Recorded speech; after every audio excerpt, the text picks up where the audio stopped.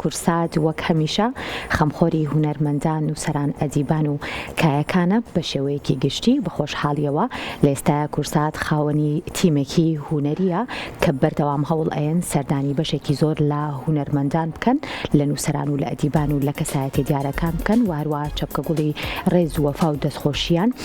پێشکەش بکەن بە خۆشحاڵەوەیەکێک لەو کەسایەتیانە خودە هونەرمەندانەی کە خاوەنی چەندین بەرهەمی تایبەتە و ساڵانێکی زۆر زۆریشە خزمەت بە کای هونەری گۆرانی و موزیکەکات هونەرمەند ئازادە ڕەشە بە خۆشحاڵیەوە ئەمڕۆ ئەو تیمە جوانەی دەستگای میدیای کورسات سەردانی ئەو هونەرمەندیان کرد و چەپکە گوڵی ڕێز و دەستخۆشیان پێشکەش کرد.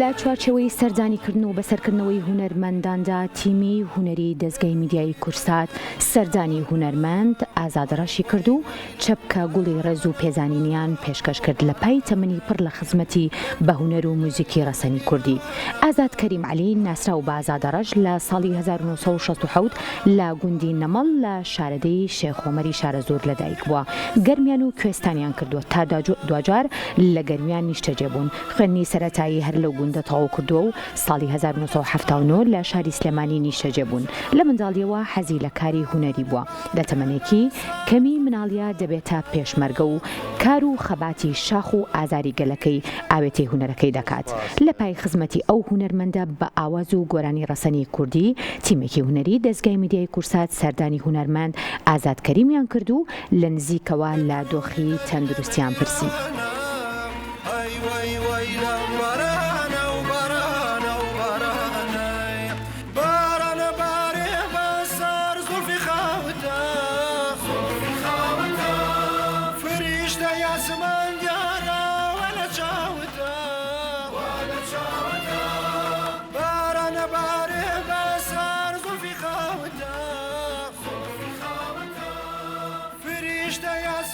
زۆر سپاس بەخێبن سەر چاو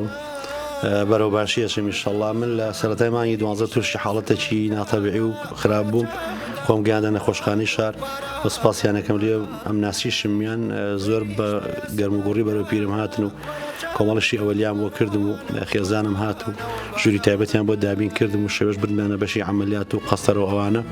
دکتۆر هێمن هادی دەستخۆشی لێەکەم لە ئەخیراوتی گەشتنە و قەناعەتەی چارەسەری تۆ لای ئێمە بەم شێوەیە بێ فەتح سادرە بۆ بکرێ و چەند دەمارێک لە ناودڵ تا تاو قەپات وە 100% سێ دەمارێ دڵم گیرا و دواترش لەگەڵ دکتۆر شکارڕەوف و ئەوان قسەی کرد مەوعیدیان بۆ دانام و چووم لەگەڵ دکتۆر جیڤارا و تیمێکی گەوریان پێکهێنا و دەستخۆشیان لێەکەم بەڕاستی زۆر بە گەرمی پێشوازیان لێ کردم و عملەتەکەیان بۆ کردم و لە پاش 72 ساعت بە تاوی هەستم بە باشبوون کرد و هات بە ماڵەوە تا ئێستا سواز بەخواوە دەڕۆشتێ پەروێ تەندروستیم زۆر باشە و هەزە باشیەکەم ڕاستی. وەڵا بە تاکید ئێمە هەر لەگەڵ خوێنمانە ینی هەتا بەسەر زیین و بین و بتوانین دەنگمانیش بکە ئینشەڵڵا بەردەوامە بین و برادرانی و مەسقای شنەریوەش کاغەزە ساڵحوان بژێ ئەویان دامێک کە ستودیۆیەکی تایبەت دانن خەریکن تەواو بن ئینشەڵڵا کۆمەڵی بەرهەمی باش تۆمارەکەین بۆ هەموو کەناڵەکان و بۆ ئەرشیفی هونەری کوردی ئینشەڵڵا لە جاران باشتر و بە گوڕوتینی باشتری ئینشەڵڵا هەم ئەجیزەی باشتریش ئێستا خۆمنیش ڕێشە شار دەنگم باشە سواز بەخوا نەکەوتووە و هەر بەردەوامە ئینشەڵڵا بە تایبەتی بۆ کەناڵە خۆشەویستەکانی کورسات کە بەڕاستی ئەوە کەناڵی دایکە کەناڵێکە بۆ ئێمە لە سەرەتای دروستبوونیەوە پێشوازی لە تیوی مەسقای شنەریوە کردو لە ساڵی 2000ەوە یەکەمین بەرنامەی تەرفی کەکرا ئێمە بەرنامێکی بۆ ئێمە کرد بەڕاستی کۆمەڵە کەسایەتی هەڵەبجە و هونەرمەندان و نووسەران و ئەدیبانی کۆ کردەوە لە هۆڵێک لە ستودیۆی خاک لەوێ بەرنامێکی جوانمان تۆمار کرد بۆ کورسات و هەتا ئێستا ڕەنگەم بۆ خۆم دەیان بەرنامەم تیا تۆمار کردوێ بە ماڵی خۆمێزان.